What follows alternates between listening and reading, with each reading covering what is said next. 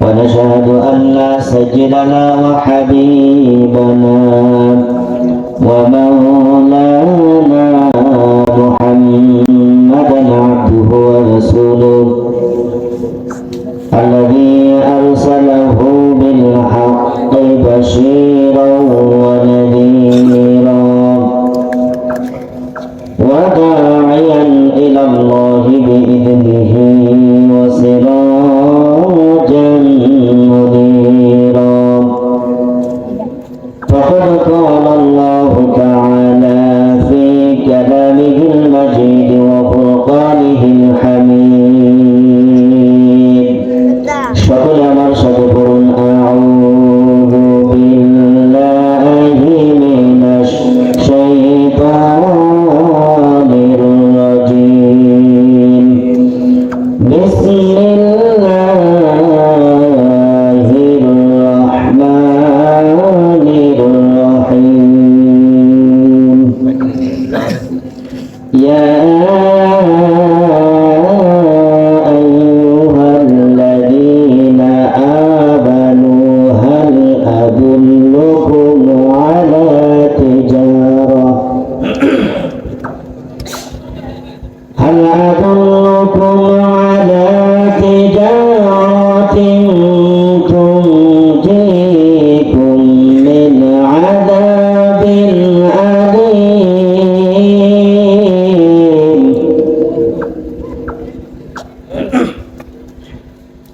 تؤمنون بالله ورسوله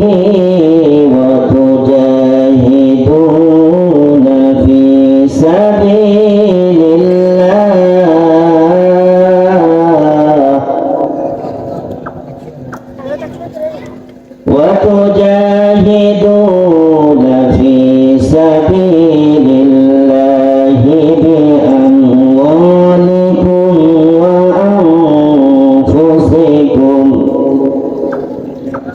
ذلكم خير لكم إن كنتم تعلمون.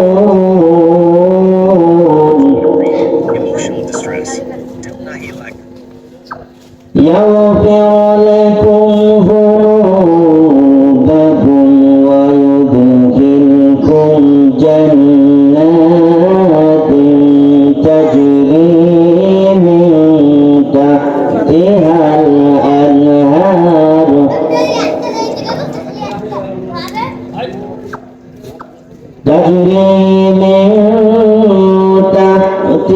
الأنهار ومساكن طيبة في جنات عدن ذلك الفوز العظيم.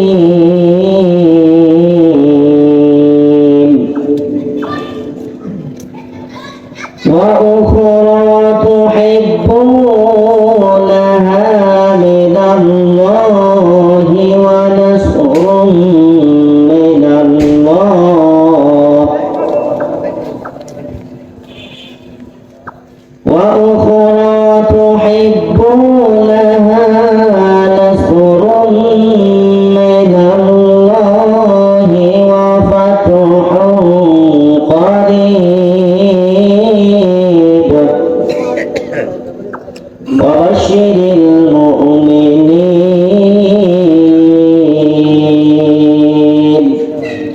صدقت يا ربنا. عن أبي هريرة رضي الله تعالى عنه قال أن رسول الله صلى الله عليه وسلم قال كل أمتي يدخلون الجنة إلا من عابى. قالوا يا رسول الله من عابى؟ قال النبي صلى الله عليه وسلم من أطاعني دخل الجنة ومن عصاني فقد أبى. رواه البخاري. وقال تعالى في شان حبيبه إن الله وملائكته يصلون على النبي يا أيها الذين آمنوا صلوا عليه وسلموا تسليما اللهم صل على সকলে মহব্বতের সাথে বলেন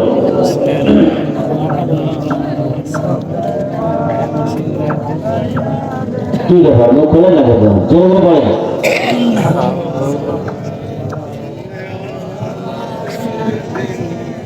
مولانا محمد اللهم صل على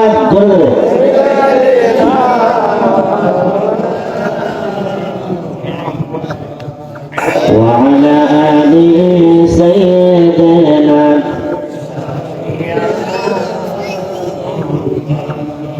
যে মানুষ মানুষের বেদনায়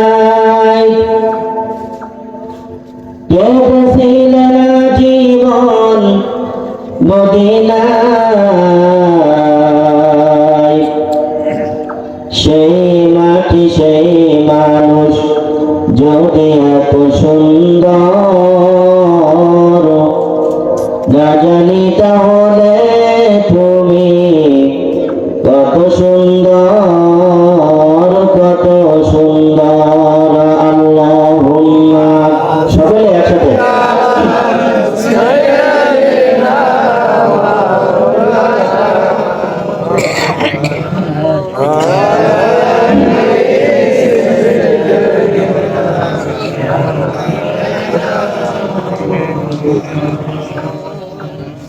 জীবনে কখনো তুমি মিথ্যা বলনি তাই তো তোমায় পেতে কাঁদে ধরনি তোমারই মতো নেতা পেলেও বহুত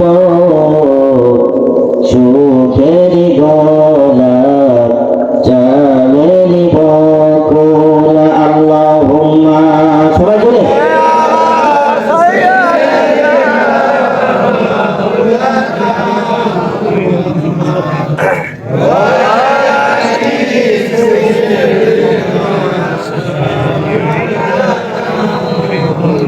بلغ العلا بكماله كشف الدجى بجماله حسنت جميع خصاله صلوا عليه وعليه مشرق حب محمد مطلع ديوان ما مطلع مرشد شقاق سنائے سوجانما بلغ العلا সবাই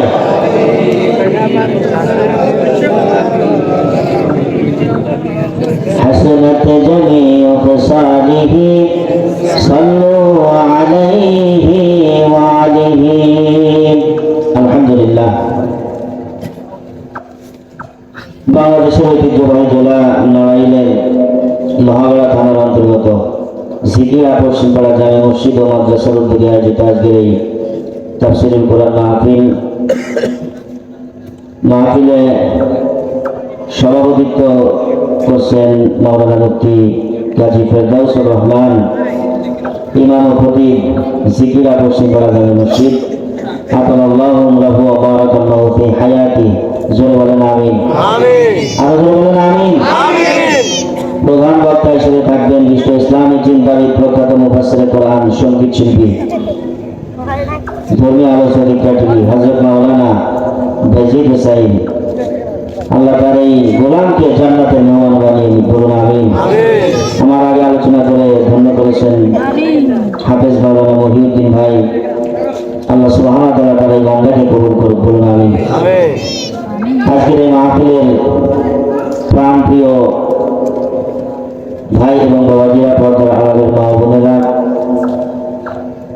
বিভিন্ন এলাকা থেকে আগত ইসলাম প্রিয় তাওহীদি জনতা প্রাণপ্রিয় জিকিরাবাসী আসুন আমরা সকলে মিলে সে আল্লাহ সুবহানাহু ওয়া তাআলার শুকরিয়া আদায় করি যে আল্লাহ তাআলা আমাকে আপনাকে দুনিয়ার সমস্ত প্রকার ঝামেলা থেকে মুক্ত করে কাজকর্ম থেকে হেফাজত করে কোরআনের বাগান জান্নাতের বাগান সেই বাগানে আসার তৌফিক দান করেছেন।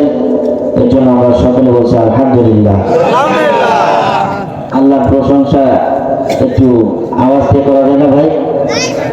এই জবানের মালিককে, জবানের মালিককে, আমাদের স্রষ্টাকে, সেই স্রষ্টার জন্য জবানটা একটু বলা যাবে না? সকলে হৃদয়ের সমস্ত ভালোবাসা আবেগ উজাড় করে খালিদ ওয়ালিদের মতো শেরফুল আলীর মতো চিৎকার করে হুঙ্কার করে বলেন আলহামদুলিল্লাহ। দীর্ঘ সালাম পেশ করছি মানবতার মুক্তির পরম বন্ধু আশরাফুল আম্বিয়া সাইয়্যিদুল মুরসালিন, যার সম্পর্কে আল্লাহ বলেছেন ওয়া ইন্নাকা লাআলা খুলুকিন আযীম। নবীর চরিত্রের সাথে আল্লাহর আরশে আযীম শব্দের মিল আছে। জোরে বলেন সুবহানাল্লাহ। সেই নবী মুহাম্মদুর রাসূলুল্লাহ সাল্লাল্লাহু আলাইহি ওয়াসাল্লামের উপর দরুদ পাঠ করছি, মাগফিরাত কামনা করছি। বাবা আদম থেকে এই পর্যন্ত ইসলামের জন্য, দ্বীনের জন্য, সত্যের পক্ষে যারা জীবন দিয়েছেন, আল্লাহ সুবহানাহু ওয়া তাআলা প্রত্যেককে জান্নাতের মেহমান বানিয়ে দিন, পড়ুন আমিন। সম্মানিত ভাই, আপনারা কেমন আছেন? জিল্লাবাসী কেমন আছেন আপনারা? দেখেন, আমাদের মসজিদে যখন আজান হয়, এই মহল্লায় কত 60-70 ঘর আছে না? 60-70 বা 100 ধরলাম। তা প্রত্যেকটা ঘরে যদি পুরুষ তো আছে, তাহলে 100 জন পুরুষ থাকার কথা। আর যদি 2-4 জন করে থাকে প্রতি বাড়ি, সেই হিসেবে ঘরে 100 জন ধরলাম। আজান দিলে কি 100 লোক মসজিদে আসে? কয়জন আসে? 10-12 জন। আর গুলো কই থাকে? তারা বাজারে থাকে, কেউ ঘুমায় থাকে, কেউ আড্ডায় থাকে, বিভিন্ন কাজে থাকে না লিপ্ত। আজকে যে জান্নাতের বাগান, কোরআনের মাহফিল, এর থেকে শ্রেষ্ঠ মাহফিল, শ্রেষ্ঠ জায়গা পৃথিবীতে আছে? তাহলে এই জায়গায় মাইকিং হয়েছে, প্রচার হয়েছে, এরপরেও দেখেন কিছু লোক ওই দোকানের পাটে ঘুরতেছে, কেউ আড্ডা দিচ্ছে, কেউ এলোমেলো করে ঘোরাফেরা করতেছে না? সবাই কিন্তু আসলে মসজিদে যাওয়ার তৌফিক হয় না। আজান যেমন সবাই শোনে, কিন্তু মসজিদে সবাই যেতে পারে না। 10 থেকে 12 জন 15 জন মসজিদে যায়। আল্লাহ তাদেরকে তৌফিক দেন, বিদায় তারা যায়। আর আমাদের মাহফিলে আল্লাহ সবাইকে আসার তৌফিক দেবে না।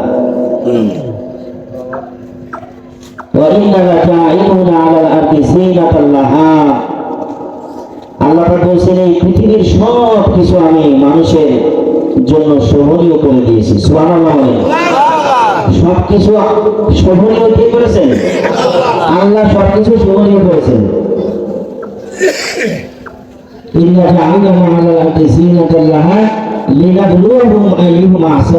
এই শোভনীয় কেন করেছেন? তিনি পরীক্ষা করতে চান যে আমার বান্দাদের বিপদ থেকে কারা দুনিয়া পেয়ে আমাকে ভুলে যায় কিনা। দুনিয়ার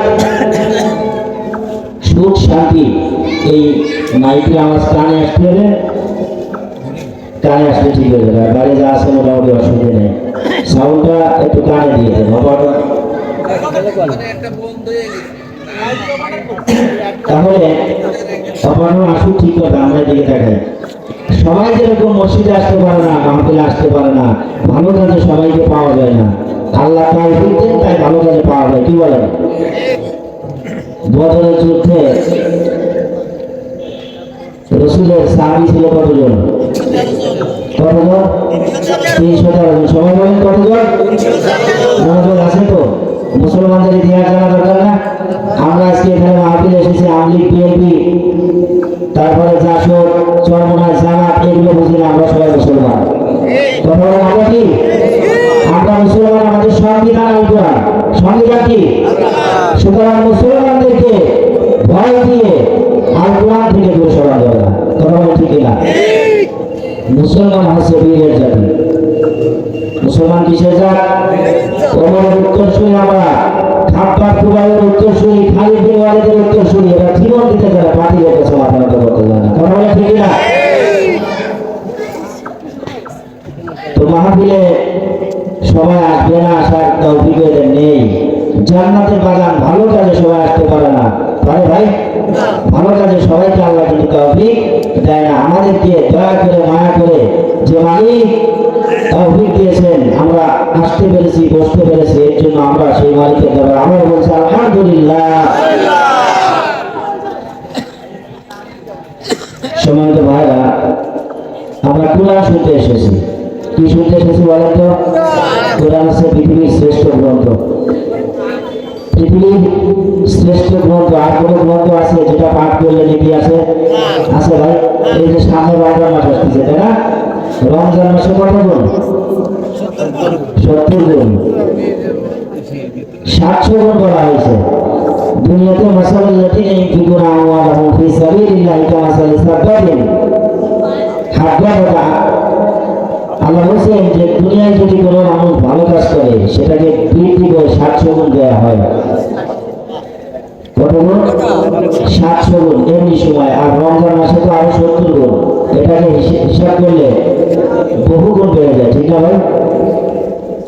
সুতরাং সেই রহমতের মাস আমাদের সামনে আসতেছে। আমরা রোজা রাখবো তো সবাই ইনশাআল্লাহ? রাখবো তো? এবার শুন, আল্লাহ সুবহানাহু ওয়া তাআলা এই কোরআনটা আমাদেরকে দিলেন, এটার ভিতরে গোটা পৃথিবীর সব নিয়ামত বরকত আল্লাহ পাক ঢুকিয়ে দিয়েছেন। সুবহানাল্লাহ। আল্লাহ রাব্বুল আলামিন বলেছেন, কুল বিফাদলিল্লাহি ওয়া বিরহমাতিহি ফাবিযালিকা ফালইফরাহু হুয়া খায়রুম মিম্মা ইয়াজমাউন। আল্লাহ রাব্বুল আলামিন নবীকে ডাকে বলেছেন, নবী গোটা পৃথিবীর মানুষদেরকে আপনি বলে দিন, এই পৃথিবীতে যত নিয়ামত, যত বরকত তোমরা দেখতে পাও, সব থেকে শ্রেষ্ঠ নিয়ামত বরকত হলো কোরআনের বরকত। জোরে বলো সুবহানাল্লাহ। সুতরাং ফাল ইয়াফরাহু, তোমরা আনন্দ করো, খুশি হও। যারা কোরআনের মাহফিলের আয়োজন করেছে এরাই তো আনন্দ করবে, এরাই খুশি হবে, ঠিক কিনা বলেন? কণ্ঠ বসে আছে। তাহলে আল্লাহ সুবহানাহু ওয়া তাআলা বলেন যে খুশি হও কোরআনের আয়োজন যারা করেছে। গানের আয়োজন করলে যতটা খুশি না হয় মুসলমান, কোরআনের আয়োজন করলে তার থেকে বেশি খুশি হবে, ঠিক না বলেন? রাসূল বলেছেন, ইকরাউল কোরআন ফাইন্নাহু ইয়াতি ইয়াওমাল কিয়ামাতি শাফিয়ান লিআসহাবিহি। আমাদের বলেছেন তোমরা বেশি বেশি কোরআন পড়ো, কেননা কিয়ামতের কঠিন ময়দানে যারা কোরআন পড়বে, কোরআন সুপারিশ করে তাদেরকে জান্নাতে নিয়ে যাবে। সুবহানাল্লাহ। ময়দানে আছেন তো? চিল্লায় বলুন আল্লাহু আকবার। কিয়ামতের দিন আসিয়াম ওয়াল কুরআন ইয়াশফা'আ লিল আবদি, বান্দার জন্য সুপারিশ করবে কোরআন আর রোজা। কি বললাম?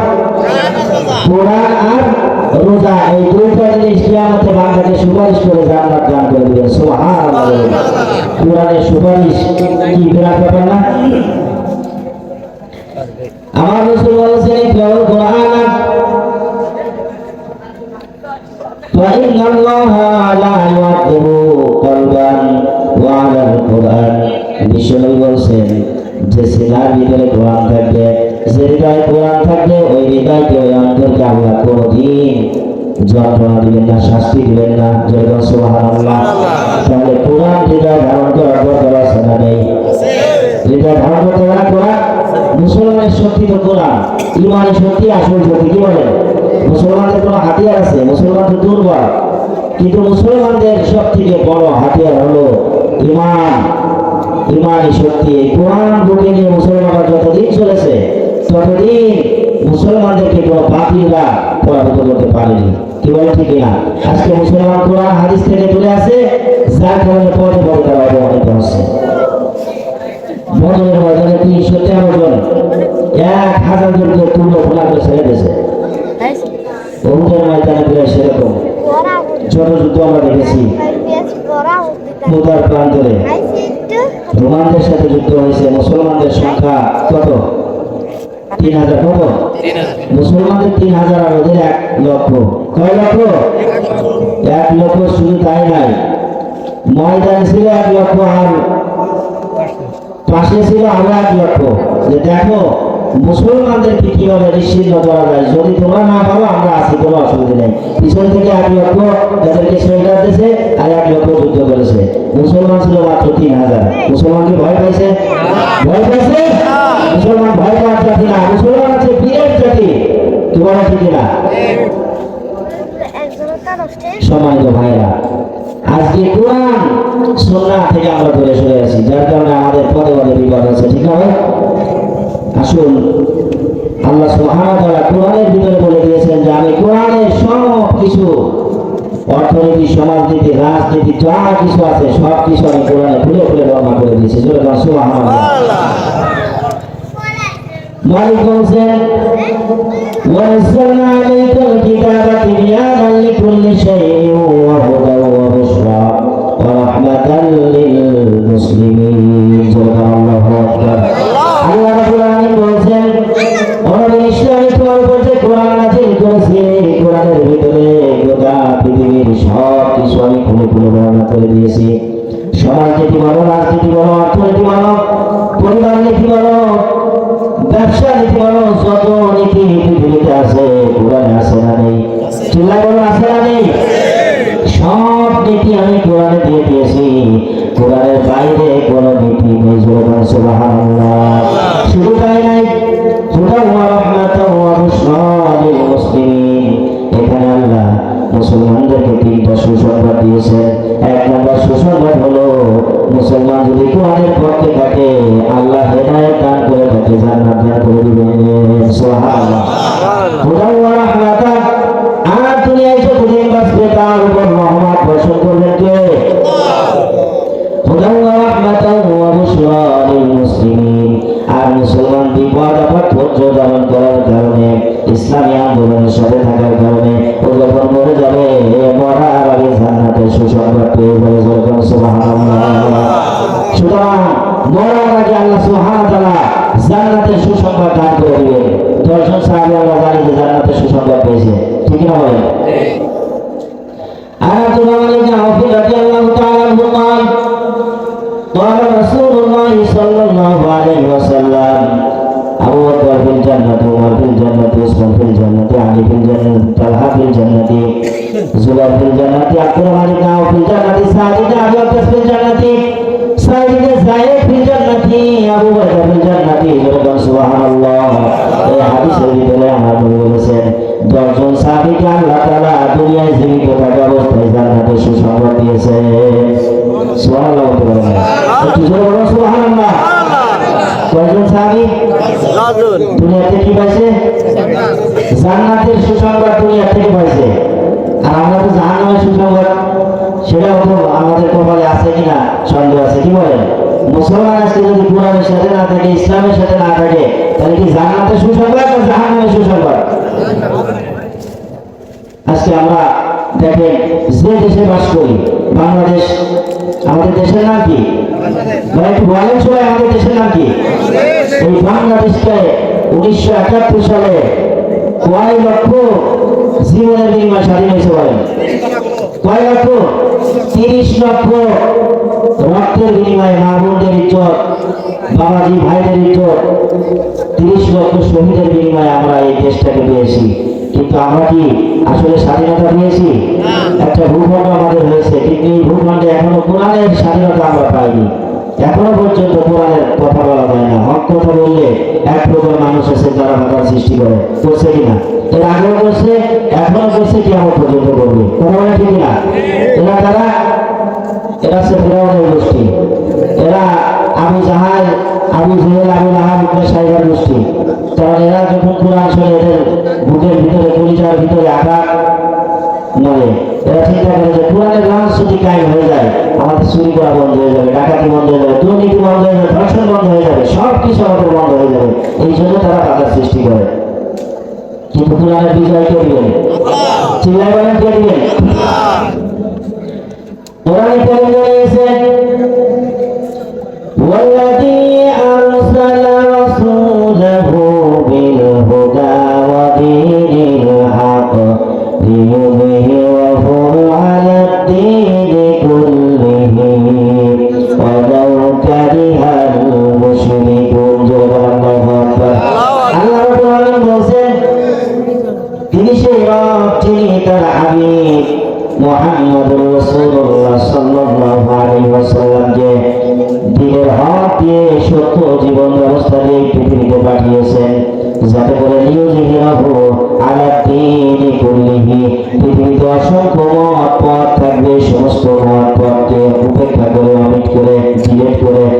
ইসলামকে প্রতিষ্ঠিত করার জন্য আল্লাহ তার হাবিবকে পাঠিয়েছেন। সুবহানাল্লাহ। তাহলে হাবিবকে কেন পাঠিয়েছেন? ইসলামকে প্রতিষ্ঠিত করার জন্য। কি বলেন? কোরআনকে প্রতিষ্ঠিত করার জন্য। কথা বলা না কেন? আপনার আছে ময়দানে জিকির করেন লা ইলাহা, জোরে জোরে জিকির মুসলমান, জোরে ইল্লাল্লাহ লা ইলাহা ইল্লাল্লাহ, জোরে জিকির, জোরে লা ইলাহা ইল্লাল্লাহ, লা ইলাহা ইল্লাল্লাহ, জিকির থামবে না, লা ইলাহা ইল্লাল্লাহ, লা ইলাহা ইল্লাল্লাহ, লা ইলাহা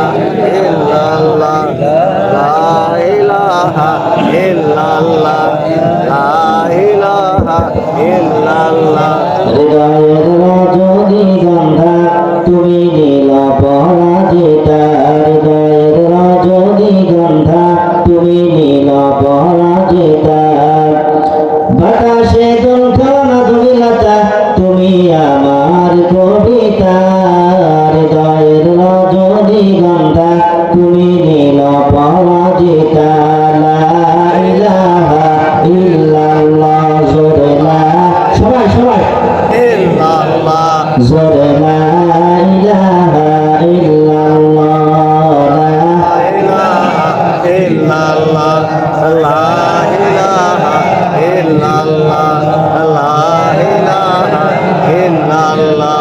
শস্যত স্নিগ্ধ ভূমি তুমি নির্মলিনতা, কাশফুলের মতো শুভ্রবে তুমি আমার আকুলতা, তোমার নামের দুরূদ জপে, তোমার নামের দুরূদ জপে কাটে আমার সকাল সন্ধ্যা, লা ইলাহা ইল্লাল্লাহ, জোরে লা, সবাই ইল্লাল্লাহ, লা ইলাহা ইল্লাল্লাহ, লা ইলাহা ইল্লাল্লাহ, লা ইলাহা।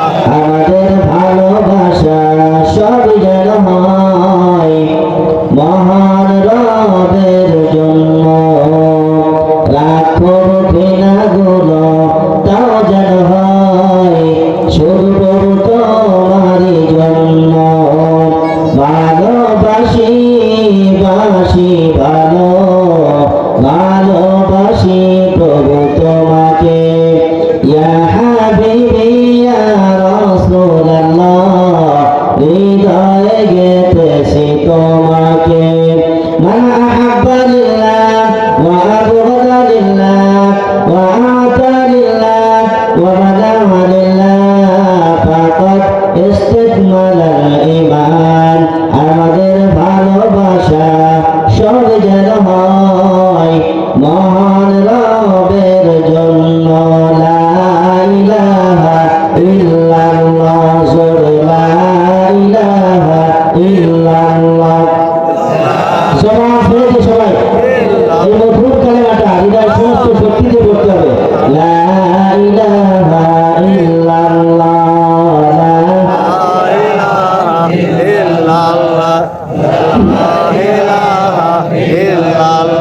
লা ইলাহা ইল্লাল্লাহ মুহাম্মাদুর রাসূলুল্লাহ সাল্লাল্লাহু আলাইহি ওয়াসাল্লাম। আমার আল্লাহ বলছেন, নবীকে ডাক দিয়ে বলছেন, নবী এই পৃথিবীতে যত মত আছে পথ আছে সব মত পথ অনেক করে আমার জমিনে আমার দিন কায়েম করার জন্য আমি আপনাকে পাঠিয়েছি। জোরে বলুন সুবহানাল্লাহ। আল্লাহ জমিনে আল্লাহ দিন কায়েম হবে হবে, আপনি সাথে থাকলেও হবে না থাকলেও হবে, ঠিক না বলেন? আপনি যদি থাকেন আলহামদুলিল্লাহ সাহাবীদের সাথে আপনার জান্নাত হবে, আর যদি আপনি না থাকেন বিরোধিতা করেন তাহলে আবু জেহেল উতবা সাহেবের সাথে আপনার হাসর হবে, ঠিক না? সুতরাং থাকবেন কিনা সেটা আপনার ব্যাপার, আমার ব্যাপার। আমাকেও যিনি সৃষ্টি করেছেন আপনাকেও তিনি সৃষ্টি করেছেন, আমার স্রষ্টাকে, আমার স্রষ্টাকে, এই জমিনের স্রষ্টাকে। কোরআন কার, আইন চলবে কার? চিল্লাই বলো, আইন চলবে কার? আল্লাহ রাব্বুল আলামিন বলছেন, এই পৃথিবীতে আমি গোটা পৃথিবীতে মানুষ সৃষ্টি করেছি, আর এই মানুষকে ইসলামকে প্রতিষ্ঠিত করার জন্য, দিন কায়েমের জন্য আমি আল্লাহ তাদের মেধা দিয়েছি,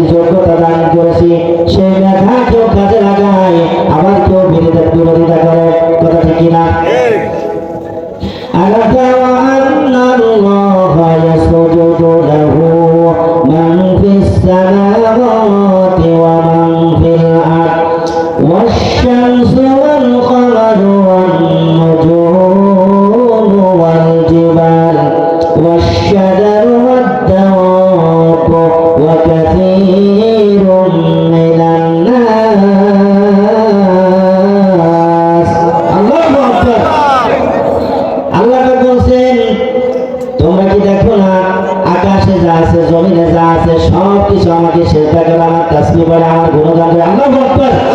আকাশের জমিনে যা কিছু আছে সব আমাকে সেজদা করে, তাসবিহ পড়ে। চন্দ্র সূর্য তারকারাজি, পর্বতরাজি, বৃক্ষলতা, গাছপালা, পশু পাখি, অসংখ্য মানুষ যারা আমার আইন মেনে আমার জমিনে আমার দিনকে প্রতিষ্ঠিত করার জন্য কাজ করে তাহাজ্জুদ পড়ে ইসলামী আন্দোলন করে আল্লাহর জান্নাতের মেহমান হয়ে যাচ্ছে। বলবেন সুবহানাল্লাহ। আবার অসংখ্য মানুষ পৃথিবীতে আছে যারা ইসলামী আন্দোলনের বিরোধিতা করে, কোরআনের বিরোধিতা করে, আছে না নেই? হাদিসের বিরোধিতা করে, আলেমদের বিরোধিতা করে, ইসলামের বিরোধিতা করে ওই মানুষগুলো তাদের ঠিকানা জাহান্নামের দিকে নিয়ে যাচ্ছে। বলবেন নাউজুবিল্লাহ। এরকম মানুষ আছে না নেই? আগে ছিল, এখন নেই। সব জায়গা আছে, ঠিক না? সব জায়গাতে একজন থাকবেই। তার মন কপাল পোড়া। ওর কপাল কি? ওর কপাল পোড়া। এত কিছু জানার পরে, শোনার পরে, বোঝার পরে ওর কানের ভিতরে ঢোকে না যে আমি তোমার জমিন আল্লাহর, আমি আল্লাহর, সব কিছু আল্লাহর। সেই জমিনে আল্লাহর দিন কায়েম করতেই হবে। এটাই হচ্ছে আমাদের দায়িত্ব। কি বলেন? নবী মুহাম্মদুর রাসূলুল্লাহকে আল্লাহ পাক এই ঘোষণা দেওয়ার পর নবী কি একা রাষ্ট্র, একা দিন কায়েম করে ফেলেছেন নাকি? নবী একা পারেন নাই, বরং যখনই দিনের কথা বলেছে, ইসলামের কথা বলেছে, আগে তার আপন চাচা, ভাই, ভাসতে যারা ছিল তারাই বিরোধিতা করেছে। কথা ঠিক না? বিরোধিতা করে নবীকে অনেক কষ্ট দিয়েছে, পাগল বলেছে, মাতাল বলছে কিনা? অনেক কিছু বলার পরেও নবী মনে পড়ে গেছে, নবী ভয় পাইছে। যত প্রকার লোক লালসা নবীকে দেওয়া হয়েছে, যত কিছু করা হয়েছে, নবী কোনো কিছুতে পিছপা হননি, বরং নবী জানতেন আমাকে আল্লাহ পাঠিয়েছেন এই জমিনে ইসলামকে প্রতিষ্ঠিত করার জন্য। আর এই কাজ করতে গেলে যারা মুশরিক আছে, কাফের আছে, অবশ্যই তাদের অন্তরে চলবে। এরা কোনোদিন এটা মেনে নিতে পারবে না। কথা ঠিক কিনা? যারা কাফের, মুশরিক, বেঈমান, এরা কোরআনে বাধা দেয়, ইসলামে বাধা দেয়, ইসলামী আন্দোলনে বাধা দেয়। এটা আমার নবী জানতেন কিনা? কোরআনের হক কথাগুলো আমাদের বলা লাগবে। কি বলেন? ফাদলুল আলী আলাল আবিদ। রাসূলুল্লাহ সাহাবীদেরকে একদিন বলছেন, ও আমার সাহাবীরা, ময়দানে আছেন তো? আছে। লিল্লাহি তাকবীর। জোরে লিল্লাহি তাকবীর। রাসূলুল্লাহ সাহাবীদেরকে বলছেন, ও আমার সাহাবীরা, ফাদলুল আলী আলাল আবিদ কাফাদলি আলা আদনাকুম। আমার মর্যাদা তোমাদের কাছে যেরকম, আলেমদের মর্যাদা সাধারণ মানুষের কাছে সেরকম। কথা কি বুঝছেন? কে বলছেন? কি ব্যাপার? রাসূলুল্লাহ বলছেন। কে বলছেন? রাসূলুল্লাহ সাহাবীদেরকে বলছেন যে আমার মর্যাদা তোমাদের কাছে যেরকম, নবীর মর্যাদা সাহাবীদের কাছে বেশি না কম? বেশি না কম? নবীর জন্য জীবন দিতে প্রস্তুত ছিল কিনা? আমির হামজা জীবন দিয়েছে না? হামজাকে দাও ঘরে ঘরে জীবন দিতে অকাতরে, আবার কাবা ভাঙতে এলে, আবার কাবা ভাঙতে এলে পাঠাও আবাবিল। দাও খোদা দাও আমায় আবার ওমর দারাজ দিল। দাও খোদা দাও আমায় আবার ওমর দারাজ দিল। জোরে আল্লাহু আকবার। হযরত ওমর, আবু বকর, উসমান, আলী বসে আছেন, রাসূল এক জায়গায় বসে আছেন, কথা বলতেছেন। রাসূলের কথার উপর সাহাবীদের কথা একটু বেশি হয়ে গেছে, একটু আওয়াজ বেশি হয়ে গেছে। সাথে সাথে জিবরাইল চলে এসেছে।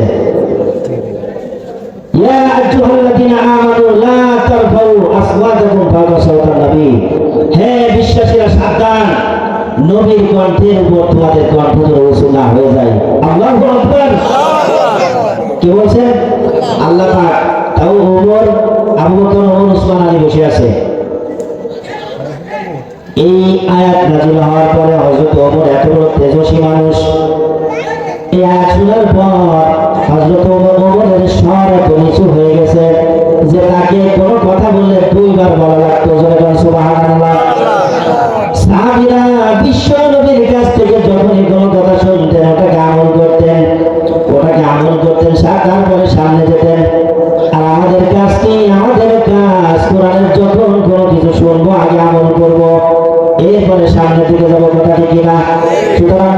মুসলমানের সন্তান আমরা, মুসলমানের সন্তান হয়ে আজকে কি করে গাঁজা খায় সন্তানেরা, কি করে আজকে আড্ডা মারে, কি করে আজকে ধর্ষণ করে, কথা ঠিক কিনা? ছেলে মেয়ে কোরআনের শিক্ষা যদি আমাদের ভিতরে না থাকে, ওই সন্তান কিন্তু বিড়িখোর হয়ে যাবে, গাঁজাখোর হয়ে যাবে। বিড়ি খাবো কাছে না নেই, এর ভিতরে আছে যে দেখি না বিড়ি খাই একটু। এবার আমরা ভয় করবো কালে, চিল্লাই বলেন কালে। তাহলে এই জায়গাতে অনেক বিড়ি খাওয়ার লোক আছে, তা আপনি সে করতেছেন না কেন? ভয় করতেছেন কালে যে হুজুর বলে দেবে, কিন্তু আসলে ভয় করবো কারে? মান আহাব্বালিল্লাহ ওয়া আবগাদালিল্লাহ ওয়া আতালিল্লাহ ওয়া মানালিল্লাহ ফাকাদ ইসতাকমালাল ঈমান। সুবহানাল্লাহ। রাসূল বলেন যে তুমি যখন কাউকে ভালোবাসবে আল্লাহর জন্য বাসবে, কারোর সাথে শত্রুতা করবে আল্লাহর জন্য, লাগান নিতে হবে তাও আল্লাহর জন্য, দান করবে আল্লাহর জন্য, দান থেকে বিরত থাকবে। বিড়ি খাবো কার জন্য? দুর্নীতি করবো কার জন্য? কথা বলেন না কেন? নিজের জন্য। আল্লাহু আকবার। তাহলে আজকে আমার সন্তানেরা বিড়ি খাচ্ছে, 2 দিন পরে বাপেতে বিড়ি কিনতে দেয়, সন্তানের ধরে সিগারেট কিনে নেয়, বিড়ি কিনে নেয়। একটা ব্যানসন সিগারেট 25 টাকা নাকি দাম, 25 টাকা নাকি? তাই ওই রকম হলো 25 টাকা বা 20 টাকা। ভাই 25 টাকাতে আপনি একটা সিগারেট খালেন, ওতে কি লাভ হলো? ও না খেয়ে যদি আপনি একটা আপেল খাতেন, একটা বড়ই খাতেন, আপেল তো খান বড় আপেল, কিন্তু ওই আপেল না, একটা বড়ই যদি আপনি খাতেন, একটা কমলা লেবু যদি আপনি খাতেন, আপনার শরীরে উপকার হতো না? হতো কি না? হতো না? তাহলে আমরা এটা বুঝি না। সন্তানকে দিচ্ছি যে যা সোনালি বিড়ি কিনে নেয়, আকিস বিড়ি কিনে নেয়, আর সন্তান চিন্তারে যে আব্বা তো খায় প্রতিদিন, যে একটা টান দিয়ে দেয় কেমন লাগে, ও দেখা যায় ধোয়া বেরোচ্ছে, পরে চিন্তা করে কি না একটু খাওয়া যায়, যদি বাপরে কিনে এনে দেয় মাঝে মাঝে একটা দুটো খায়। এবার নিশা ধরে গেছে, কি করবে? কয়দিন পরে বাপের পকেটে টাকা চুরি করতেছে, কথা বলেন ঠিক না? বাপের পকেটে টাকা চুরি করতেছে, ভাইয়ের পকেটে টাকা নিচ্ছে, নিয়ে নিয়ে খাচ্ছে। এবার কিছুদিন পরে বন্ধুর পাল্লায় পড়ে যে এর সাথে আরো কিছু খাওয়া যায়, তখন সে ইয়াবা, গাঁজা, ফেন্সিডিল, আস্তে আস্তে সে সন্ত্রাসীতে পরিণত হয়ে যায়, কথা ঠিক কিনা? আজকে আমরা কোরআন হাদিস থেকে সন্তানদেরকে দূরে সরিয়ে দিচ্ছি। মাদ্রাসায় পড়ে না ছেলে মেয়ে, স্কুলে পড়ে, জজ, ব্যারিস্টার, ডাক্তার, ইঞ্জিনিয়ার বানাবেন, কোনো আপত্তি নেই। আপনি আপনার সন্তানকে ব্যারিস্টার বানান, ডাক্তার বানান, কিন্তু ওই ব্যারিস্টার ডাক্তারের চেয়ে মিজানুর রহমান আজহারির সম্মান কম না বেশি? কম না বেশি? আজহারি বানাতে হবে ঘরে ঘরে। আল্লাহ সাইদের সম্মান কি বেশি না কম? গোটা পৃথিবীর মানুষ সাইদি বেছে নেয়। একজন এমবিবিএস ডাক্তারকে বড় বাংলাদেশের লোক চেনবে, আর একটু দূরে গেলে ইন্ডিয়ার লোক চেনবে, পাকিস্তানের লোক চেনবে না, আমেরিকা যুক্তরাষ্ট্র চেনবে, কিন্তু সাইদি সাহেবরা চিনত না। আল্লাহ রাব্বুল আলামিন বলেছেন, ও মুসলমান, যদি আমার কোরআন পড়ো, কোরআন অনুযায়ী জীবন যদি করো, লাউ আন্না আহলাল কুরআনানু ওয়াত্তাকাউ লাফাতাহনা আলাইহিম বারাকাতিম মিনাস সামাই ওয়াল আরদি। আল্লাহু আকবার। আল্লাহ বলেন, বান্দা ঈমান যদি আনো, কোরআন যদি মানো, আমার পথে যদি থাকো, তাহলে এই পৃথিবীর সমস্ত বরকত আর নিয়ামত আমি তোমাদের জন্য ঢেলে দেব। আল্লাহ সাইদি কোরআন মেনেছে, কোরআন মানার কারণে গোটা পৃথিবী তাকে চিনেছে। সুবহানাল্লাহ। বাংলাদেশের স্বৈরাচার, দুর্নীতিবাজ তার জানাজা করতে দেয়নি, কিন্তু আমার আল্লাহ গোটা পৃথিবীতে তার জানাজা করিয়েছেন। সুবহানাল্লাহ। করিয়েছেন কিনা? সে আল্লাহ এখন আছেন না? আল্লাহ তো দেখেন, দেখতেছেন যে আমার বান্দাকে আমি ক্ষমতা দিয়েছি, ক্ষমতা পেয়ে সে কি করে? কি রাজনীতি মনে আছে? কোরআনটাই তো বড় রাজনীতি, কি বলে? আমরা তো কোরআন, মুসলমানের সন্তান, আমরা খাব্বা, খুবাই, তাদের সন্তান আমরা। খালিদ বিন ওয়ালিদের উত্তর শুনি আমরা। খালিদ বিন ওয়ালিদ জীবনে কোনোদিন পরাজয় বরণ করেনি। সুবহানাল্লাহ। উহুদের ময়দানে মুসলমানদের পরাজয়ের একমাত্র কারণ খালিদ বিন ওয়ালিদ। কি বলেন? খালিদ বিন ওয়ালিদের কারণে মুসলমানরা উহুদে পরাজয় বরণ করেছে। সেই মুসলমানরা খালিদ বিন ওয়ালিদ যখন ইসলাম গ্রহণ করেছে, সর্বপ্রথম মুতার যুদ্ধ করেছে। কিসের যুদ্ধ? ওই যে 3000 মুসলমানদের সৈন্য আর কাফেরদের কত? 1 লক্ষ কত? 1 লক্ষ মুসলমানদের ইতিহাস জানা দরকার আছে না নেই? 3000 আছে মুসলমান সেনা আর কাফের সেনা আছে 1 লক্ষ। যুদ্ধ হয়েছে, সেনাপতি ছিল কয়জন? কয়জন? 3 জন সেনাপতি। যুদ্ধে সেনাপতি থাকে 1 জন। কয়জন ভাই? এই যুদ্ধে নবী মুহাম্মদুর রাসূলুল্লাহ তিনি নেতৃত্ব দেননি। 3 জন সাহাবীর নাম ঘোষণা করেছেন। 1 নম্বরে যায়েদ, 2 নম্বরে জাফর, 3 নম্বরে আব্দুল্লাহ ইবনে রাওহা। এই 3 জন সাহাবী হযরত যায়েদ রাদিয়াল্লাহু তাআলা কে নবীজি বললেন, যায়েদ যাও তোমার বাড়ি থেকে স্ত্রী পুত্র বাচ্চা যারা আছে তাদের কাছে ছুটি নিয়ে আসো। হযরত যায়েদ বলছেন, ইয়া রাসূলুল্লাহ আমার পিতা তো আপনি আর মা খাদিজাতুল কুবরা আয়েশা তিনি তো শুনেছেন, সুতরাং আমার যাওয়ার কোনো প্রয়োজন নেই, আমি চলে আসছি জিহাদের জন্য রেডি হয়ে গেছি। এরপর জাফরকে বলতেছে, জাফর যাও তুমি তোমার বিবি আর বাচ্চার কাছ থেকে বিদায় নিয়ে আসো। হযরত জাফর রাদিয়াল্লাহু তাআলা চলে গেছেন। 5টা সন্তান স্ত্রীকে বলতেছে, প্রিয়তমা স্ত্রী আমার নবী আমাকে জিহাদের ময়দানে সেনাপতির দায়িত্ব দিয়েছেন, তুমি আমার জন্য দোয়া করো। এবার স্ত্রী দোয়া করতেছে, আল্লাহ আমার স্বামীকে তুমি গাজী বানায় ফেরত নিয়ে আসো। এবার জাফর বলতেছে, স্ত্রী এই দোয়া করো না, কারণ আমার আগে অর্জন আছে পরে অর্জন আছে, আমি মাঝখানে, তার মানে আমি এই যুদ্ধে নির্ঘাত শহীদ হয়ে যাবো, কোনো সন্দেহ নাই। হয়তো জাফর চলে গেছে। এরপরে আব্দুল্লাহ ইবনে রাওহা মাত্র বিয়ে করছে, এখনো বাসর হয় নাই। নবীর কি বিবেক আছে যে নবী আব্দুল্লাহ ইবনে রাওহাকে বাদ দিয়ে অন্য কাউকে তো বাড়াতে পারতেন? কথা বলছেন না? নবীর বিবেক একটু কম না? আমরা কি কথা ইয়ে দায়িত্বশীলের কোনো বিবেক আছে? নতুন বিয়ে করেছে লোকটা, সে বাসর ঘরটা অন্তত করুক, তারপরে জিহাদের ময়দানে যাবে। কিন্তু না, আমার নবী আব্দুল্লাহ ইবনে রাওহার নাম ঘোষণা করার পর আব্দুল্লাহ ইবনে রাওহা তো বলতে পারত যে নবী এত মানুষ থাকতে আমাকে কেন সেনাপতির দায়িত্ব দিল, তাহলে আমার বিয়ে করার দরকার ছিল কি? এরকম কোনো চিন্তা চেতনা করছে নাকি? কোরআনে কারীম জানিয়েছে, ইন্নামাল মুমিনুনা আল্লাযীনা আমানু বিল্লাহি ওয়া রাসূলিহি সুম্মা লাম ইয়ারতাবু ওয়া জাহাদু বিআমওয়ালিকুম ওয়া আনফুসিকুম ওয়া উলাইকা হুমুস সাদিকুন। আল্লাহু আকবার।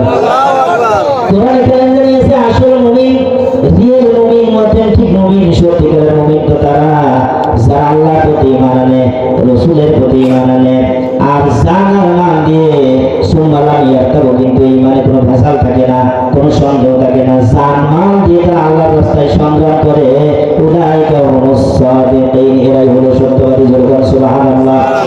সাহাবীরা জানতেন যার কারণে নতুন বিবাহ করেছে তারপরও বাসর ঘরে যায়নি, স্ত্রীর সাথে তেমন মোলাকাত করেনি, শুধু বাইরে থেকে বলতে গেছে, প্রাণের প্রিয়তমা স্ত্রী আমি বিবাহ করেছি নতুন, তোমাকে এখনো দেখিনি, তুমি আমাকে দেখনি।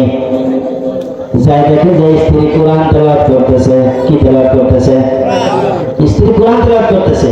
আর আমাদের স্ত্রীরা ফেসবুক নিয়ে ব্যস্ত আছে বা অন্য কোনো কাজে ব্যস্ত আছে। কি বলেন? সাহাবীও যেরকম তার স্ত্রীও সেরকম। আল্লাহু আকবার। জোরে আল্লাহু আকবার। স্ত্রী কোরআন তেলাওয়াত করতেছে, গিয়ে বলতেছে, প্রাণের প্রিয়তমা স্ত্রী আসসালামু আলাইকুম, কোরআন পড়া একটু বন্ধ করো, নবী মুহাম্মদুর রাসূলুল্লাহ আমাকে সেনাপতির দায়িত্ব দিয়েছে, আমি যুদ্ধে চলে যাচ্ছি, আমাকে দোয়া করে দাও।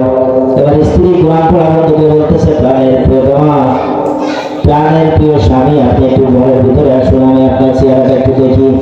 আপনি যুদ্ধে যান, কোনো অসুবিধা নেই, যেহেতু রাসূলুল্লাহ আপনাকে পাঠাচ্ছে অবশ্যই আপনি যাবেন, এখানে আমি আপনাকে বাধা দেবো না।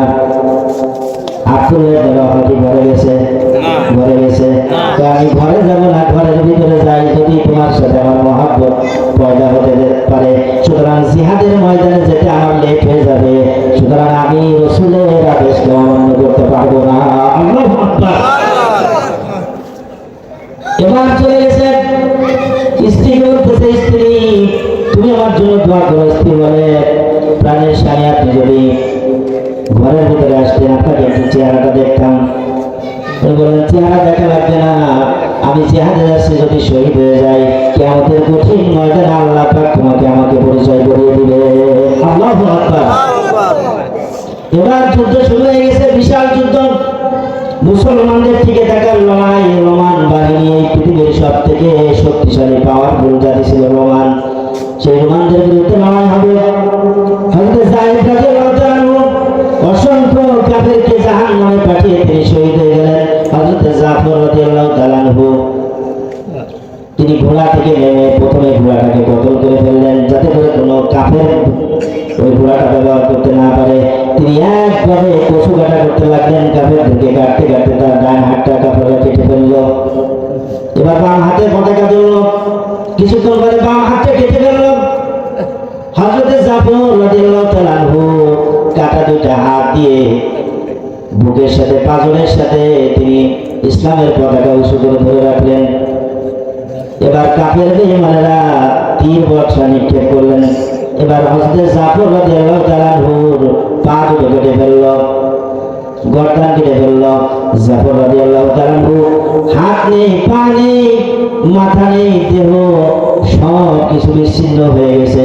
এরপরেও কোরআনের পতাকাটা কামড়াই ধরে উঁচু করে রেখে দিয়েছে।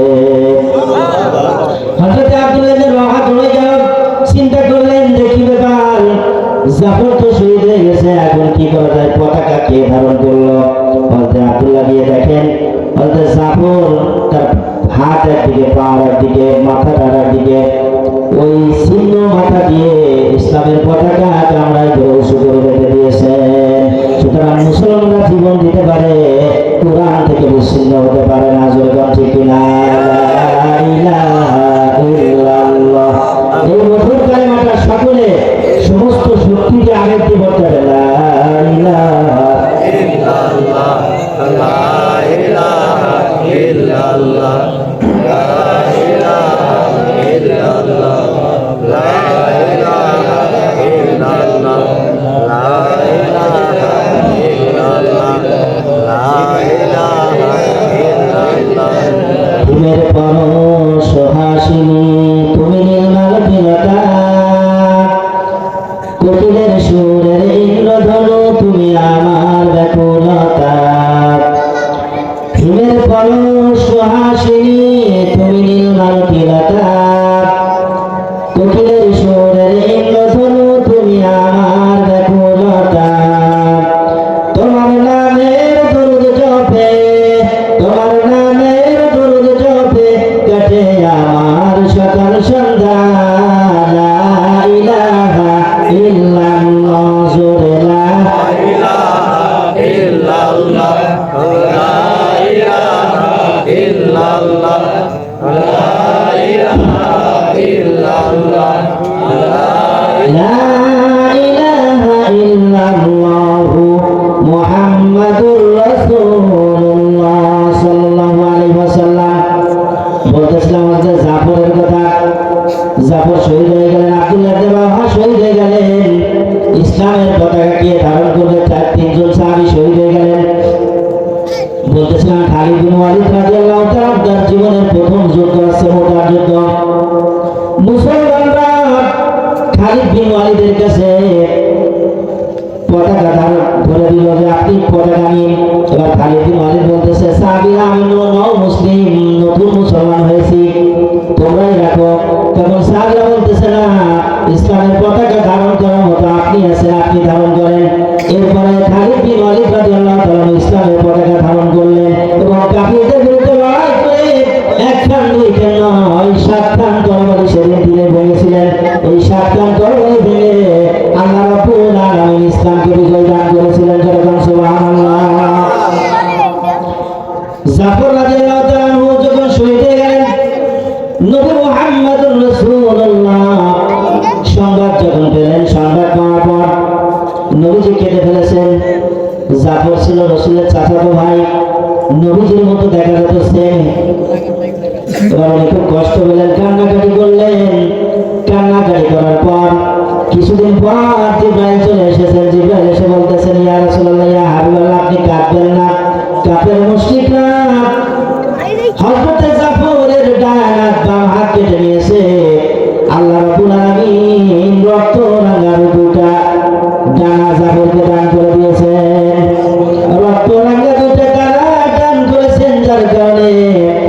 জাফর জান্নাতের ভিতরে ফেরেশতাদের সাথে উড়ে বেড়াতেছে। বলেন সুবহানাল্লাহ। এই জন্য জাফরকে জুল জায়গায় বলা হয়, দুই ডানাওয়ালা। জাফরের তৈর বলা হয় পাখিওয়ালা, পাখির মতো ডানা আল্লাহ দিয়েছে, যার কারণে জাফর বিনা খরচে জান্নাতের ভিতরে ডানা দিয়ে উড়ে বেড়াতেছে। বলেন সুবহানাল্লাহ। এবার দাফন করার পর নবীজি চাদর দিয়ে মুখ ঢেকে জাফরের স্ত্রীর বাড়িতে গেলেন। জাফরের স্ত্রী দেখেন স্বামী আমার যুদ্ধে গেছে, জিহাদের ময়দানে গেছে, গাজী হয়ে ফিরে আসবে, এটা তার ধারণা। এবার হযরতে জাফরের স্ত্রী সেজে গুজে বসে আছে, সন্তানদেরকে সাজিয়ে রেখেছে। হঠাৎ করে নবীজি প্রবেশ করলেন, মুখটা মলিন। এবার জাফরের স্ত্রী কাছে এসে কিছু বলার সাহস পাচ্ছে না। কিছুক্ষণ পরে বলতেছেন, ইয়া রাসূলুল্লাহ, ইসলামী আন্দোলনের খবর কি? সাহাবাদের খবর কি? তাদের কি কোনো বিপদ হয়েছে কিনা? নবীজি বলতেছেন তাদের বিপদ হয়ে গেছে, 3 জন শহীদ হয়ে গেছে। এবার হযরতে জাফরের স্ত্রী বাকরুদ্ধ হয়ে গেছে, সন্তানরা বাকরুদ্ধ হয়ে গেছে। নবীজি সন্তানদেরকে ডাকলেন, কোলে তুলে নিলেন, চুমু দিলেন, আর সাহাবীদেরকে বললেন, সাহাবীরা, জাফরের স্ত্রী, জাফরের সন্তানদের দিকে তোমরা খেয়াল রাখবে। এইভাবে করে হযরত জাফর রাদিয়াল্লাহু তাআলা ইসলামের জন্য জীবন দিলেন, কোরআনের জন্য জীবন দিলেন। বাতিলের কাছে কিন্তু মাথা নত করেননি, কথা ঠিক কিনা? এই পৃথিবীতে যত নবী এসেছে প্রত্যেকে কিন্তু ইসলামের জন্য, দ্বীনের জন্য কাজ করেছে, কথা ঠিক কিনা ভাই? আমাদের দেশে এই কাজ করতে হলে লিউযহিরাহু আলা দীনি কুল্লিহি। আমি আমার মূল আলোচনা এখনো যাইনি, আস্তে আস্তে যাই, কি বলেন? এইভাবে আল্লাহ সুবহানাহু ওয়া তাআলা এই গোটা পৃথিবীতে সাহাবীদের মাধ্যমে ইসলামকে প্রতিষ্ঠিত করেছেন, ঠিক না বলেন? এই যে বিগত 16 বছর আমরা যে অবস্থায় ছিলাম, কত বড় বড় দল দেখেন মিছিল মিটিং কত কিছু করেছে, কোনো কাজ হয়েছে? কোনো ভয় পাইছে? আল্লাহ সুবহানাহু ওয়া তাআলা তরুণ যুবক ছাত্রদের মাধ্যমে এই দেশটাকে নতুন করে স্বৈরাচারমুক্ত করে দিয়েছেন। সুবহানাল্লাহ। তরুণ রাজা পারে, পৃথিবীতে এটা কেউ পারে না, ঠিক না বলেন? হযরতে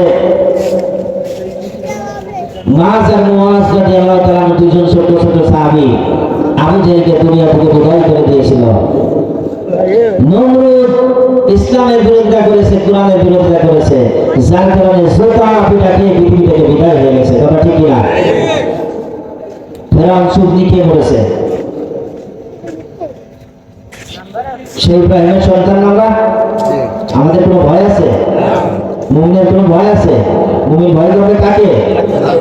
মুমিন ভয় করবে শুধুমাত্র আল্লাহ সুবহানাহু ওয়া তাআলাকে। একটু জিকির করেন, লা ইলাহা ইল্লাল্লাহ, লা ইলাহা ইল্লাল্লাহ, লা ইলাহা ইল্লাল্লাহ, লা ইলাহা ইল্লাল্লাহ, লা ইলাহা ইল্লাল্লাহ।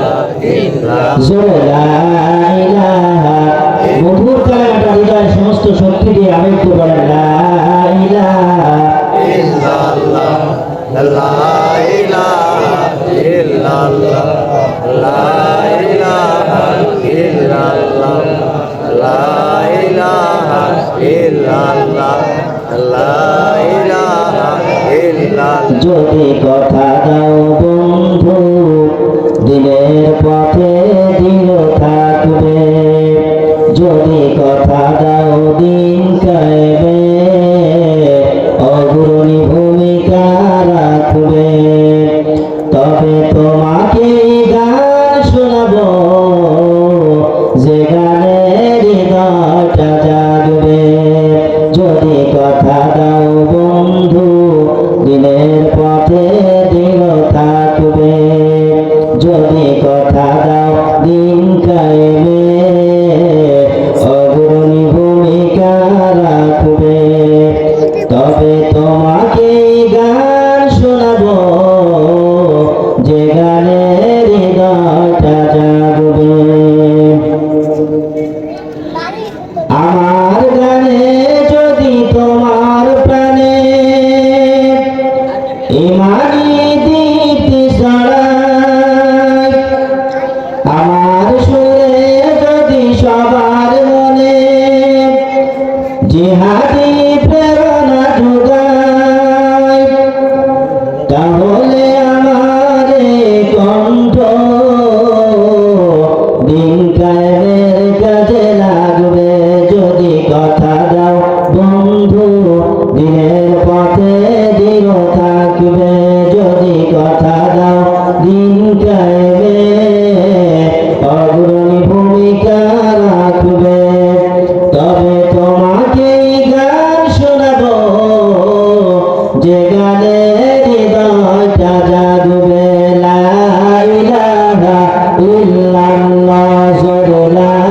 ইলাহা ইল্লাল্লাহ লা ইলাহা ইল্লাল্লাহ লা ইলাহা ইল্লাল্লাহ লা ইলাহা আমার গান যদি জাগাতে পারে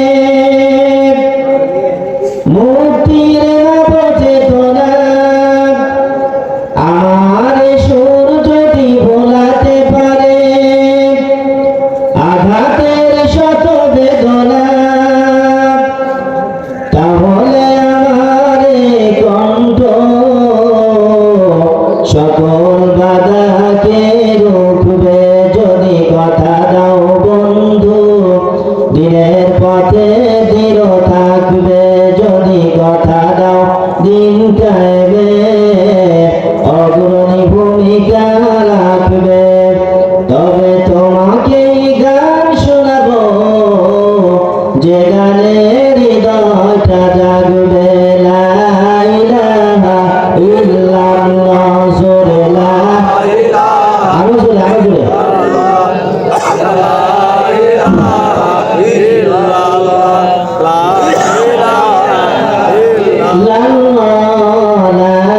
ইলাহা ইল্লাল্লাহ লা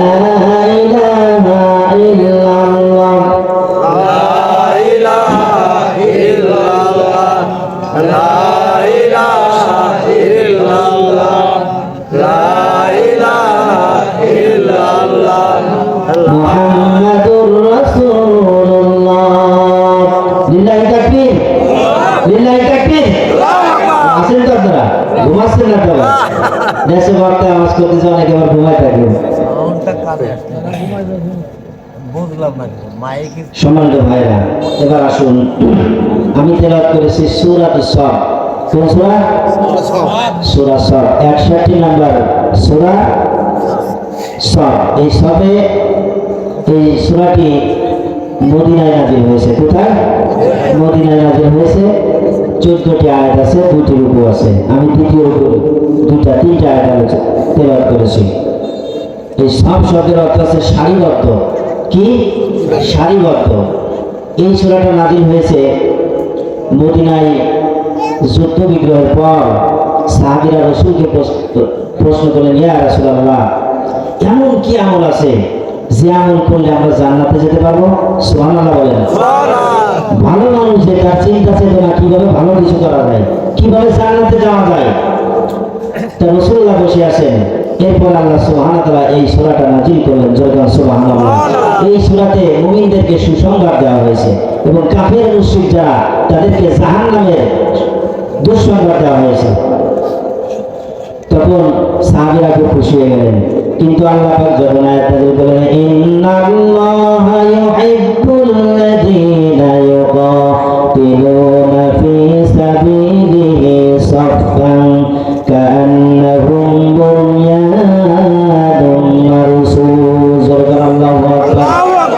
আল্লাহ রাব্বুল আলামিন বলেন, ও আমার বান্দারা শুনে নাও, এই পৃথিবীতে শ্রেষ্ঠ মানুষ তারা, ভালো মানুষ তারা, জান্নাতি মানুষ তারা, যারা সীসা দ্বারা প্রাচীরের ন্যায় আল্লাহর জমিনে আল্লাহর দিনকে প্রতিষ্ঠিত করার জন্য কাজ করবে। আল্লাহু আকবার।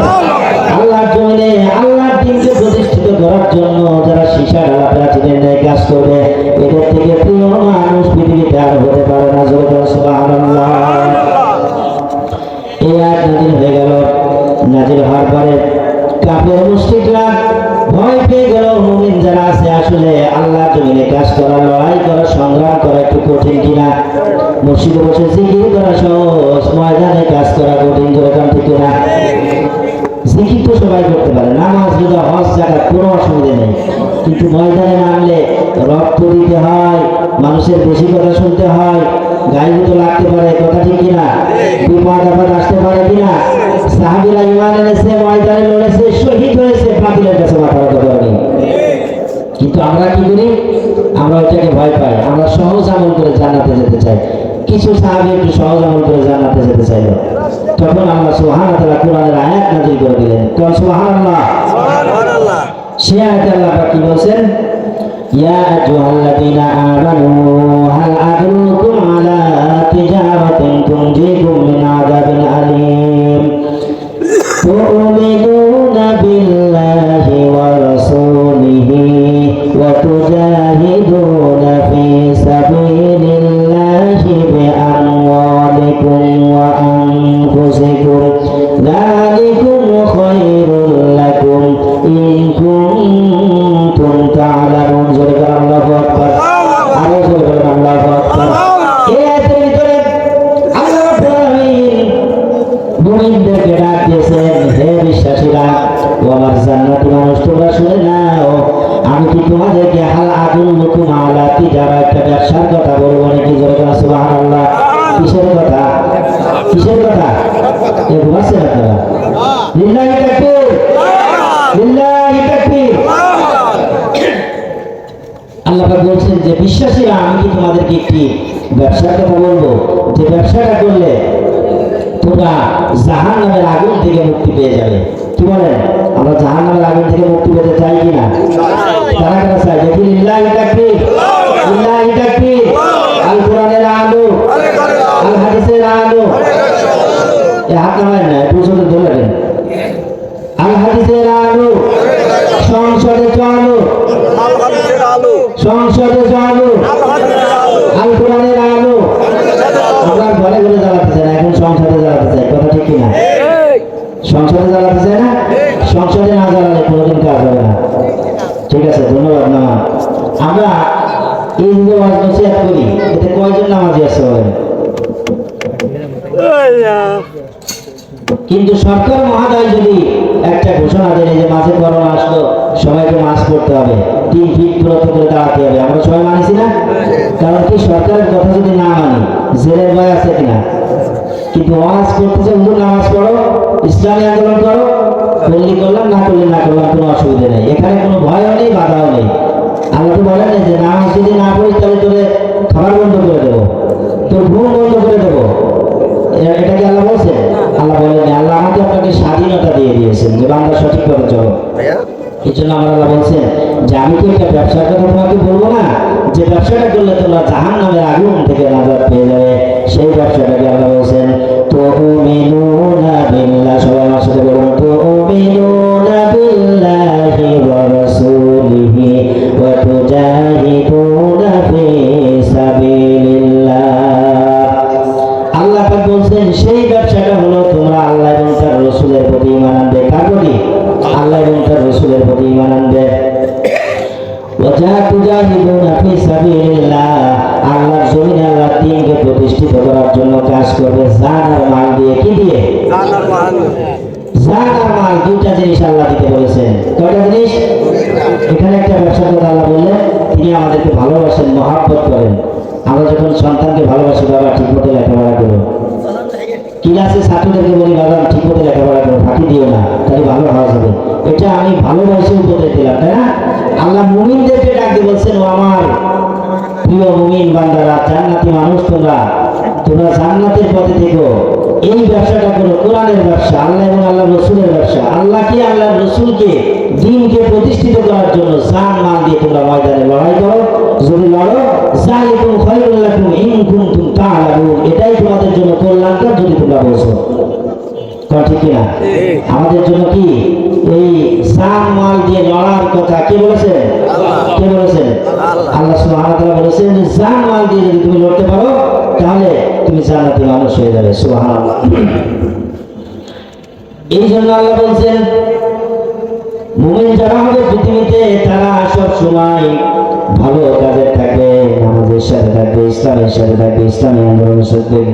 আল্লাহ পাক আরেকটা ব্যবসার কথা কোরআনে বলেছেন, কোরআনে কারীম জানিয়েছেন ইন্নাল্লাযীনা ইয়াতলুনা কিতাবাল্লাহি ওয়া আকামুস সালাতা ওয়া আনফাকু মিম্মা রাযাকনাহুম সিররাও ওয়া আলানিয়া ইয়ারজুনা তিজারাতান লান তাবুর। আল্লাহু আকবার, আল্লাহু আকবার। কি আপনারা দুর্বল হয়ে গেছেন নাকি? আমার আল্লাহ একটা ব্যবসার কথা বলছেন, নিশ্চয় যারা কিতাব তেলাওয়াত করবে, নামাজ কায়েমের আন্দোলন করবে, আমি যে রিজিক দিয়েছি সেই রিজিক আল্লাহর রাস্তায় খরচ করবে। রিজিক দিয়েছেন কে? জোরে বলেন কে? তো হুজুর আপনি ওয়াজ করেন, বারবার আমাদেরকে বলেন কেন? আমরা তো আজকে শুনতে আইছি, বলতে আসি নাই। কিন্তু আপনারাও যদি বলেন তাহলে পাশে দুজন যারা ঘুমাচ্ছে ওদের ঘুম নষ্ট হয়ে যাবে, তোরা ঠিক না?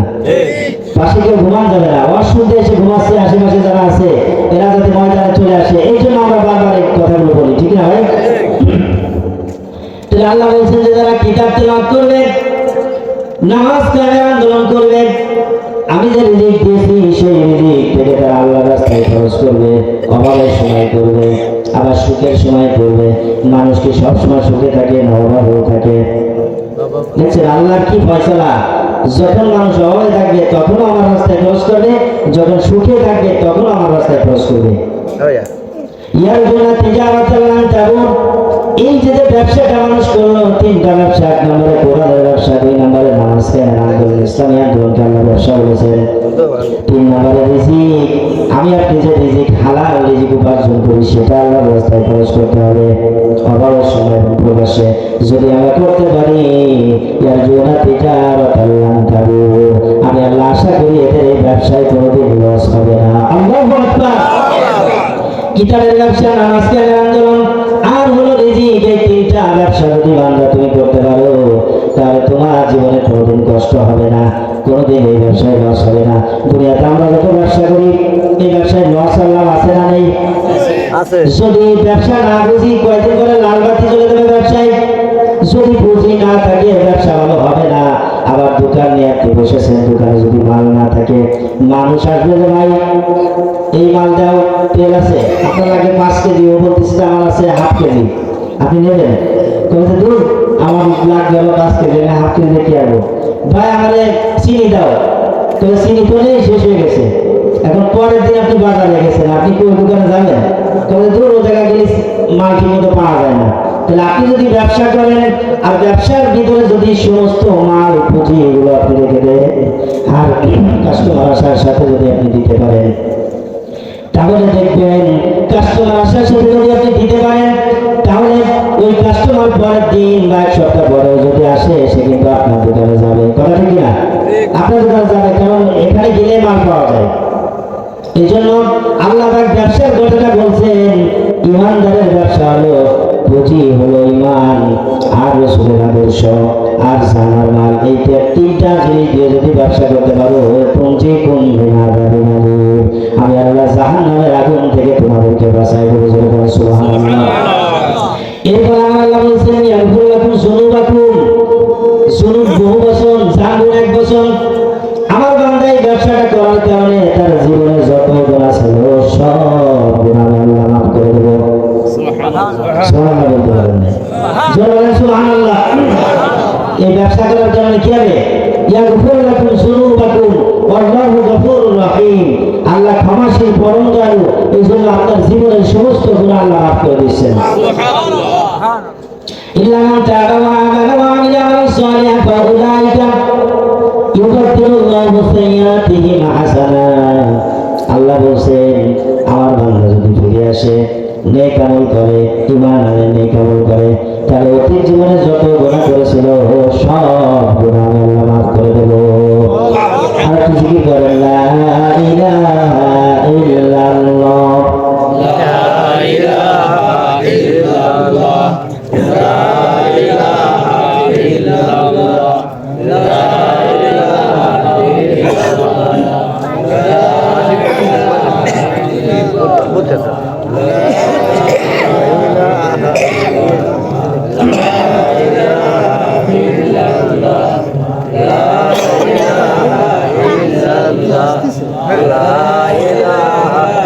লা ইলাহা ইল্লাল্লাহ, মুহাম্মাদুর রাসূলুল্লাহ সাল্লাল্লাহু আলাইহি ওয়াসাল্লাম। এই ব্যবসাটা যদি করো, জাহান্নাম থেকে যদি মুক্তি পেতে চাও তাহলে জান মাল দিয়ে আল্লাহর জমিনে আল্লাহর দ্বীনকে প্রতিষ্ঠিত করার জন্য কাজ করো। উহুদের যুদ্ধে হযরত আব্দুল্লাহ ইবনে আমর ইবনে হারাম রাদিয়াল্লাহু তাআলা আনহু, কার কথা বললাম? আব্দুল্লাহ ইবনে, মনোযোগ আছে ভাই? ওয়াজ কি ছেড়ে দেবো নাকি? প্রধানমন্ত্রী আসবে না? প্রধানমন্ত্রী আসলে একটা কথা শুনবেন নাকি? আব্দুল্লাহ ইবনে আমর ইবনে হারাম রাদিয়াল্লাহু তাআলা আনহু বিশ্ববিখ্যাত একজন সাহাবী। সাহাবীর সারা জীবনে একটা স্বপ্ন ছিল, আমি ময়দানে লড়াই করে শহীদ হব। কিসের স্বপ্ন? আমাদের স্বপ্ন তো বাড়ি করবো, গাড়ি করবো, টাকা পয়সার মালিক করবো, ঠিক না? কিন্তু এই সাহাবীর স্বপ্ন আমি সারা জীবন ইসলামের জন্য, দ্বীনের জন্য, কুরআনের জন্য ময়দানে লড়াই করে আমি শহীদ হয়ে যাবো। সত্যি সত্যি ওদের যুদ্ধে উনি শহীদ হয়ে গেলেন। শহীদ হয়ে যাওয়ার পর উনার সন্তান হযরত জাবের রাদিয়াল্লাহু তাআলা আনহু বিশ্ববিখ্যাত একজন সাহাবী। এই জাবেরকে একদিন রাসূল বলছেন, ও জাবের আলা উফির কামা সাল্লাল্লাহু আলাইহি আবিকা, জাবের রে আমি কি তোমাদেরকে বলবো লিল্লাহি তাকবীর, লিল্লাহি তাকবীর। প্রধান বক্তা আগে বলুন শুভেচ্ছা স্বাগতম জিগরাবাসীর পক্ষ থেকে, মহল্লাবাসীর পক্ষ থেকে। কম নাকি আপনারা? লিল্লাহি তাকবীর। বক্তার যদি আপনারা স্পিড বাড়ায় না দেন তাহলে বক্তার বয়স করতে পারবেন। সবাই মিলে যদি আওয়াজ দেয় তাহলে কি আওয়াজ আপনার উপায় নেই? আওয়াজ চলে যাবে, এলাকা সাইডে চলে যাবে, এসে নড়াই। কি বলেন ঠিক কিনা? তাহলে রাসূলুল্লাহ সাহাবী হযরত আব্দুল্লাহ ইবনে আমর ইবনে হারাম রাদিয়াল্লাহু তাআলা আনহু শহীদ হয়ে যাওয়ার পর তার সন্তান জাবেরকে নবীজি বলতেছেন, আলা উফির কামা সাল্লাল্লাহু আলাইহি আবিকা। বিশ্বনবী বলছেন, জাবের রে আমি কি তোমাকে বলবো না আল্লাহ তাআলা তোমার বাবার ব্যাপারে কি বলেছেন? কুনতু বালা ইয়া রাসূলুল্লাহ, হে রাসূল আপনি বলুন। এবার নবীজি বললেন, মা তাল্লাল্লাহু আহাদা ইল্লা হুয়া ওয়ারাই হিজাব। আল্লাহ রাব্বুল আলামিন হিজাব ছাড়া কারোর সাথে কথা বলেন না, কিন্তু তোমার বাবার শাহাদাতে আল্লাহ এত খুশি হয়েছেন যে সরাসরি তার সাথে কথা বলেছেন। সুবহানাল্লাহ। আমি এই কথাটি বলে শেষ করে দেব। আল্লাহ পর্দা ছাড়া কারোর সাথে কথা বলে না। মুসা নবীর সাথে মুসা নবীকে আল্লাহকে দেখতে চাইছিল, আল্লাহ দেখাইছে? দেখতে পারছে? পারে নাই।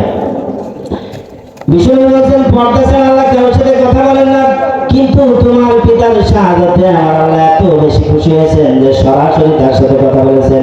আর আল্লাহ বলেছেন, বান্দা ইয়া আব্দি তামান্না আলাইয়া, কি চাও তুমি আমার কাছে বলো।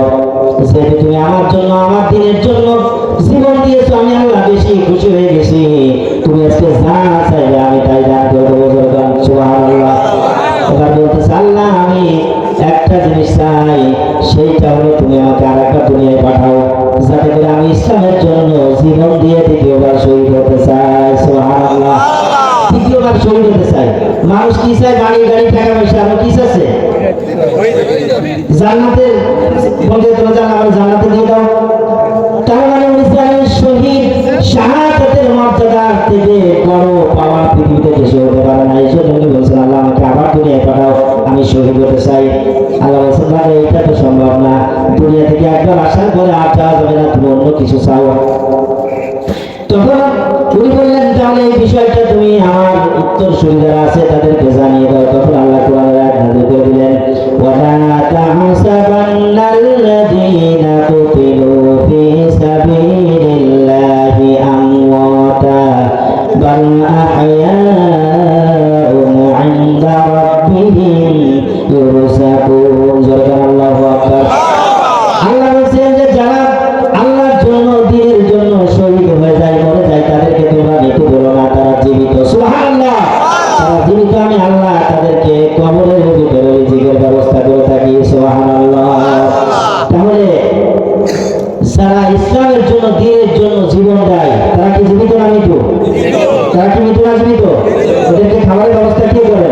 আল্লাহ সুবহানাহু ওয়া তাআলা। আমরা যতদিন বেঁচে থাকবো ইসলামের পক্ষে থাকবো, ইসলামের জন্য, দ্বীনের জন্য কাজ করবো। রাজি আছেন?